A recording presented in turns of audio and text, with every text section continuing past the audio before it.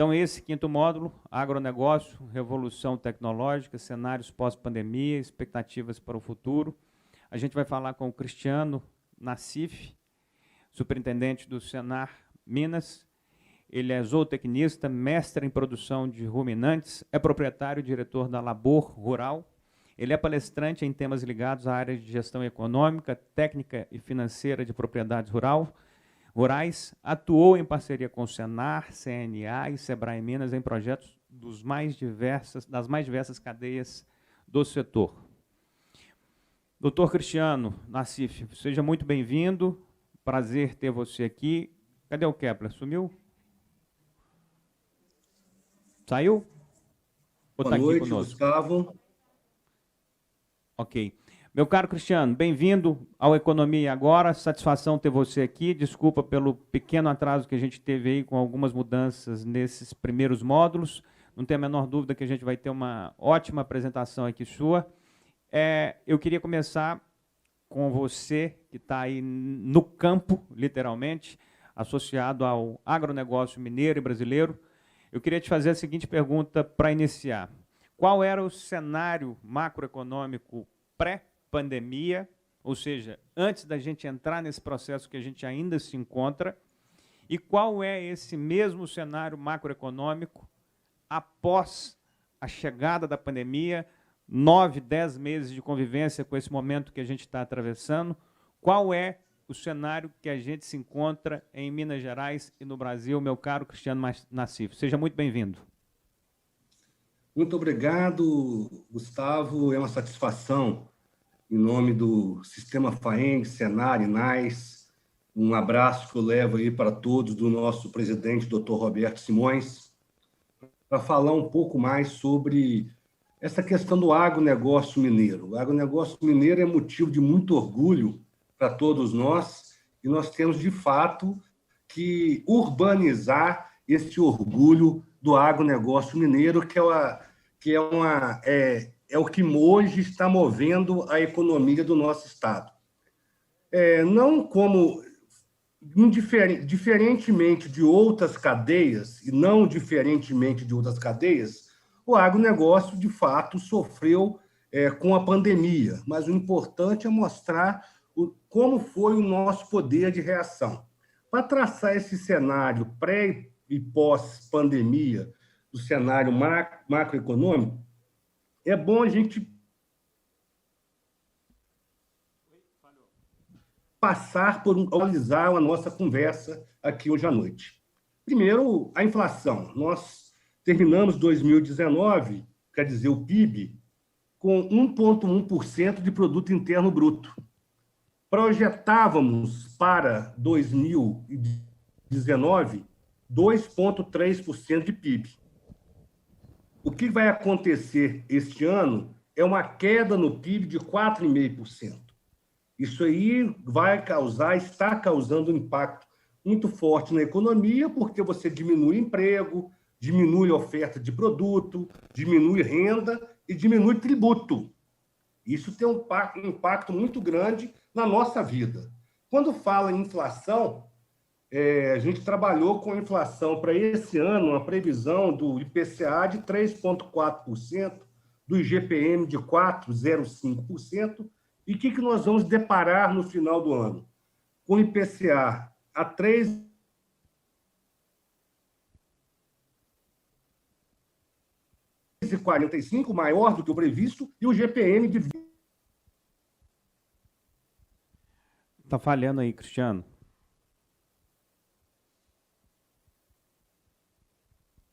Travou, geral.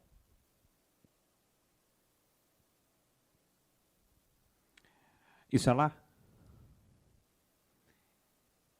Mas a nossa... ele impacta em aluguéis, e isso tudo é balizado, indexado em GPM. Então, isso é um fator que também vai ter um efeito muito forte na pós-pandemia, já está tendo, e ano que vem, principalmente. A taxa de câmbio. Então, esse foi um ponto que mexeu muito, foi a taxa de câmbio esse ano pré- e pós-pandemia. Nós fechamos 2019 com um câmbio de 4,05. R$ 4,05 por dólar. Previmos para 2020 fechar com 4,10, praticamente a mesma coisa. E vamos fechar com 5,38, R$ 5,38, ou seja, 32% acima do final do ano passado, o dólar. E isso mexeu diretamente com o agronegócio, tanto no aumento de insumo,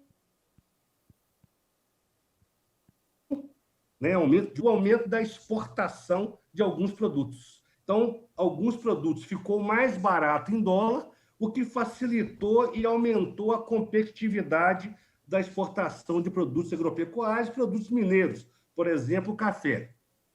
Mas, em contrapartida, teve aumento de custo. Isso impacta no fertilizante, isso que é importado, isso impacta em alguns sais que é utilizado em inseticida e em herbicida. Isso tudo aí causa um impacto muito grande na economia do agro.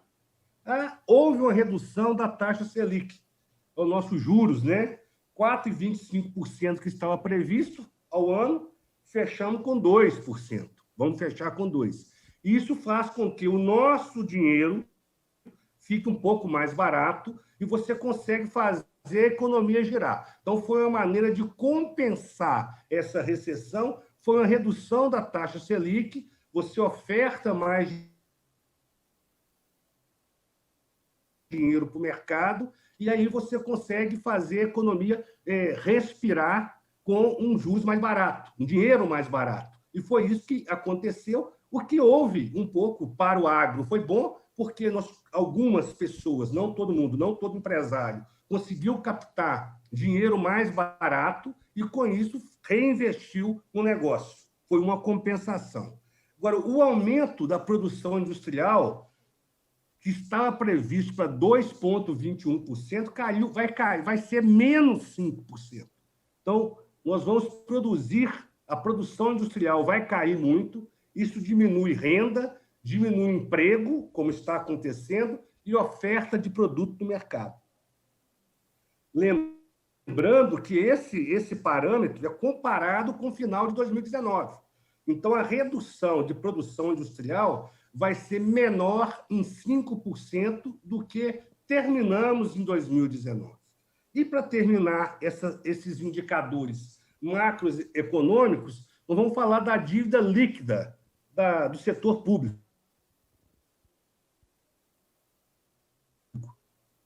Isso tudo tem a ver com Bolsa Família, essa questão da complementação de renda, ou seja, estávamos prevendo praticamente esse ano 56%, 57% do PIB em dívida líquida da União, dívida pública, e vamos fechar o ano com 67% de dívida líquida em relação ao PIB, ou seja, 67% de toda a riqueza gerada no país é dívida pública.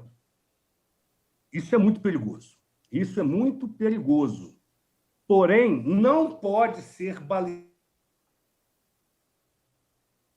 balizado só pelo endividamento interno, você frear a economia.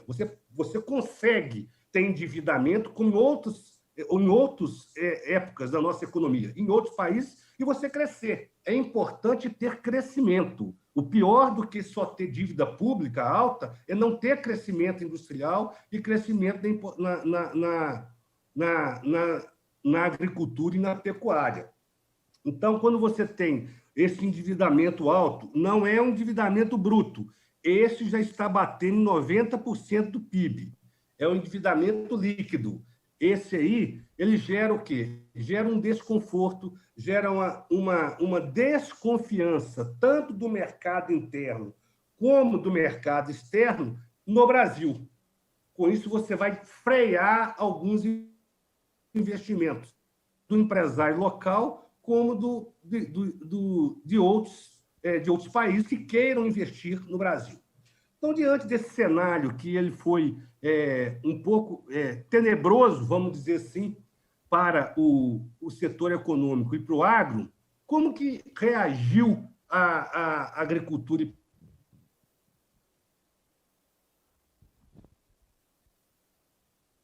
A pecuária mineira, ela reagiu muito bem, mostrou a sua pujança, mostrou como ela está bem preparada, e isso nós não podemos dissociar a pujança da agropecuária mineira do trabalho do sistema FAENG, Senar, INAS, junto com os sindicatos produtores rurais. Esse nosso trabalho, o trabalho do sistema de 70 anos, que nós comemoramos ano que vem, é muito sólido. E isso foi demonstrado nesse momento difícil da economia brasileira e mundial. O agro mineiro fez a história, mostrou seu resultado. E o que é isso?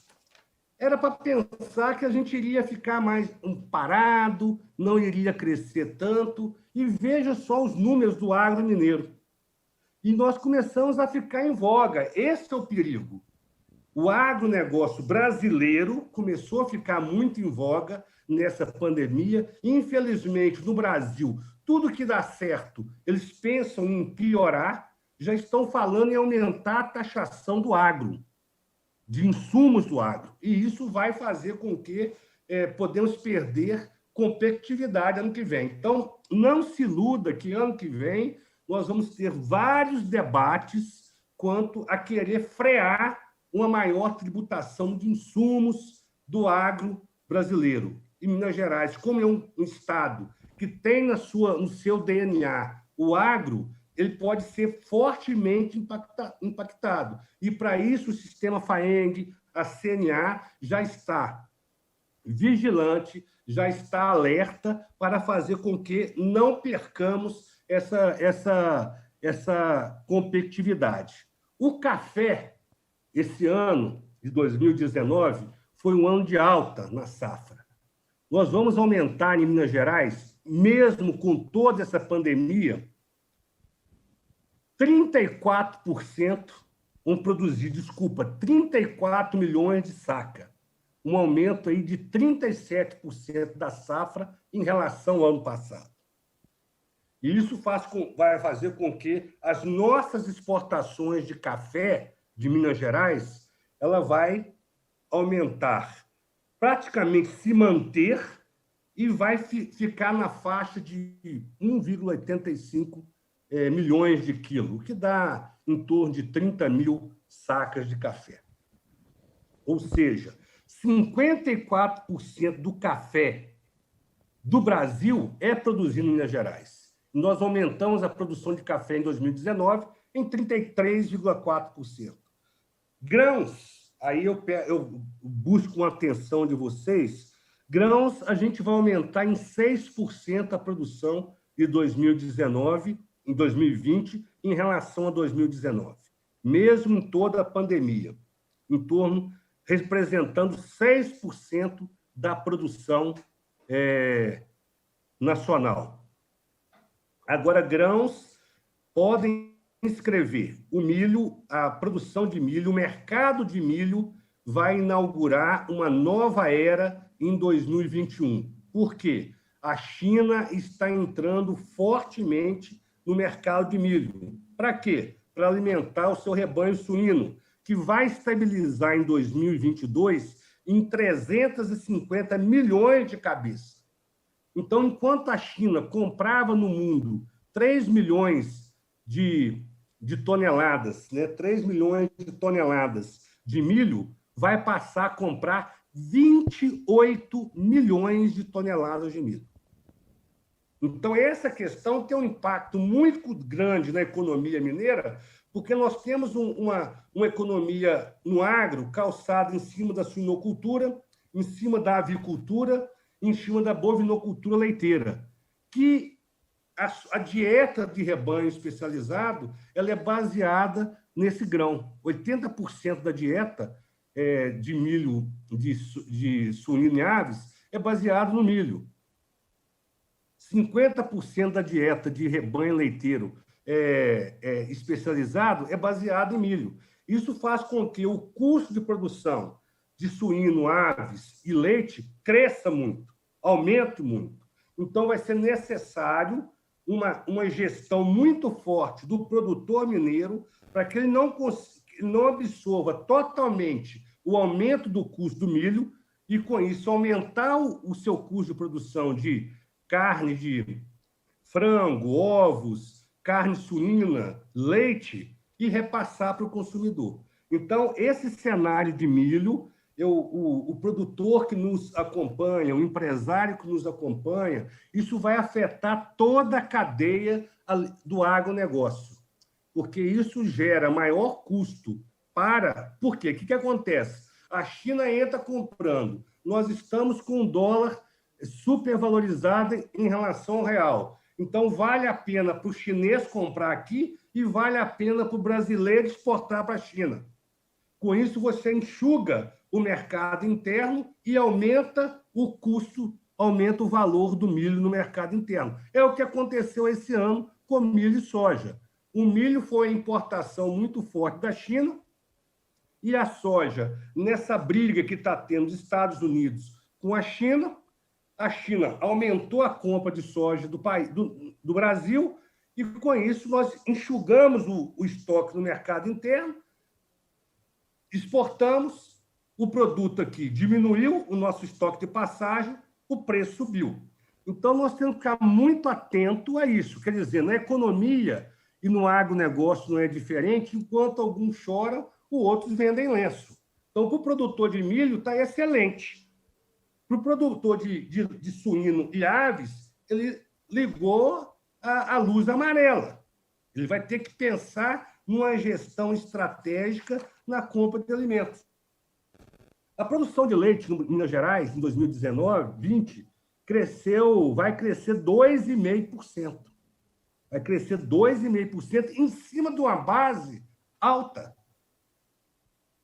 Produzimos 25,7% do leite de todo o Brasil. Então, Minas Gerais é o estado que produz mais leite no Brasil. Então, 1/4 do leite produzido no Brasil sai de Minas Gerais. Então, nós produzimos aí em torno de 3,1 bilhões de litros de leite ano. E a gente vai crescer 2,5% sobre essa quantia muito elevada, o que é muito forte. Mostra a pujança e a importância do agro mineiro. Nós, mineiros, temos que urbanizar o orgulho do nosso agronegócio, que é extremamente diversificado. E é por isso que nós somos fortes. Na hora que você cai um produto, o outro segura a peteca dentro da economia. Então, é essa cesta de produtos que faz com que o agro mineiro seja tão forte. Bovino de corte, a gente vai crescer 0,5%, 10% do bovino de corte brasileiro sai de Minas Gerais. 1,4, 1,5 milhões de cabeças. Quando a gente pega suínos, em torno de 3 milhões de cabeças em Minas Gerais, 7,8% do suíno abatido no Brasil é de Minas Gerais, nós vamos crescer aí em torno de 7,8% é o nosso crescimento esse ano. 12,5% é o que nós produzimos de suíno em termos de Brasil. Então, a suinocultura em suínos abatidos, Minas Gerais, esse ano de 2020, vai crescer 7,8% em relação a 2019. Então, veja o que aconteceu. Nós tivemos um ano atípico, que teve aumento do custo de produção de suíno, de aves, de leite, do gado de corte. Houve uma demanda muito forte, interna e externa, dos nossos produtos. Isso fez com que aumentamos as nossas vendas e o produtor mineiro ele conseguiu reagir muito bem, atendendo a esse estímulo de mercado. Isso prova o quê? Que nós estamos preparados com tecnologia, com gestão, com uma gestão ambiental muito forte, um aumento da produção e produtividade com menor demanda de água, com menor demanda de terra, ou seja, o nosso compromisso ambiental está diretamente ligado com a nossa tecnologia de produção. Isso aí o sistema FAENG faz muito bem, que é estimular economicamente o agronegócio sem deixar de lado a preocupação com a questão ambiental. Então, a gente consegue crescer muito em Minas Gerais, um olho na economia, um olho na tecnologia, mas sem esquecer a parte ambiental. E, por último, aves. Nós vamos crescer 5% em volume de aves abatidas. Em torno de 220 milhões de cabeças de aves são abatidas em Minas Gerais, respondendo por 7,6% da produção. Então, nós temos que destacar que tudo isso teve um alívio para o agronegócio e para Minas Gerais, está em cima também de um consumo interno que foi promovido pela questão do crescimento da renda devido ao auxílio emergencial do governo federal e também de um auxílio Renda Minas, que é do governo do estado com Caixa Econômica Federal. Então, essa complementação do auxílio emergencial fez com que o consumo de alimentos, isso aí pode ser percebido qualquer do setor de supermercado, ele foi aquecido. Quando você aquece o consumo de alimentos, você aumenta a demanda do produto junto às agroindústrias e junto ao produtor primário, que é o nosso público, é a nossa base, é o produtor rural. Você valoriza esse produto do nosso produtor, com isso há uma compensação na economia.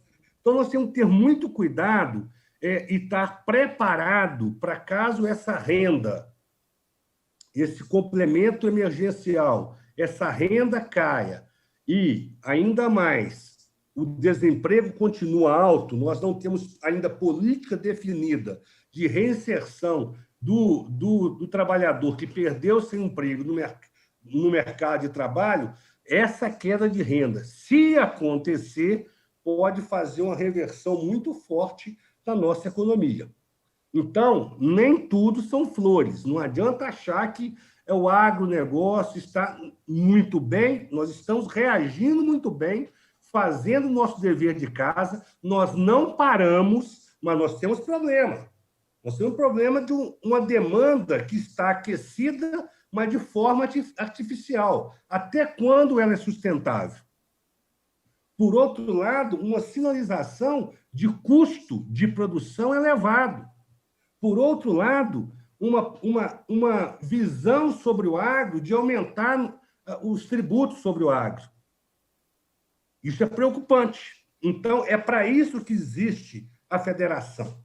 É dessa forma que a FAENG atua, defendendo o interesse do produtor e fazendo o quê? Antecipando problemas, com essa visão de futuro, essa visão de negócio, querendo melhorar e fazer com que o agro mineiro não perca a sua importância. E a outra preocupação é com o mercado chinês. O investimento chinês em agricultura e pecuária em outros países, ele é muito alto. Então, nós temos que ficar de olho nisso aí, porque há um direcionamento, né, muito dinheiro. Para vocês terem ideia, tem produtor na China, grupos de empresários na China, que tem em torno de 180 milhões. Desculpa, estou pegando uma cola aqui, mas na China tem empresários com 3 milhões de cabeças de suíno. 3 milhões de cabeças de suíno. O que está acontecendo? Por que a China está cobrando muito milho? Porque antes da crise sanitária que abateu, dizimou as matrizes suínas, lá a criação de suína era muito amadora, era fumo de quintal. Não consumia concentrado, ração. Agora, estão iniciando uma nova era na suinocultura chinesa, onde está usando tecnologia e consumindo ração baseada em milho. E é por isso que o consumo de milho tem crescido muito. Para vocês terem ideia, o nosso rebanho suíno é de 180 milhões de cabeças. O rebanho suíno da China vai estabilizar em 2022 em 350 milhões de cabeças. Então, isso é um fator importante para a gente ficar atento. Cristiano, deu uma aula sobre o que está se passando em Minas Gerais. Eu acho que o que você colocou aí a partir da sua representação, da sua atuação na FAENG, que congrega aí todos os valores, todas as principais ações do agronegócio em Minas Gerais, você colocou aí de maneira bem clara que a gente está no momento em vários aspectos positivos, mas tem aí vários outros complexos, como é a questão do próprio milho aí que você citou de maneira muito enfática. Enfim, pelo que a gente já escutou dos outros expositores, a gente tem uma perspectiva de 2021 melhor do que o que a gente está atravessando em 2020, em todos os aspectos. Isso é o que está sendo extraído de cada fala. A sua foi extremamente completa, no sentido de nos dar uma visão sobre o que está acontecendo no agronegócio em Minas, que representa aí, em muitos aspectos, 20%, 30%, 50%, 70% da produção nacional em determinados itens. Então, eu gostaria de te agradecer.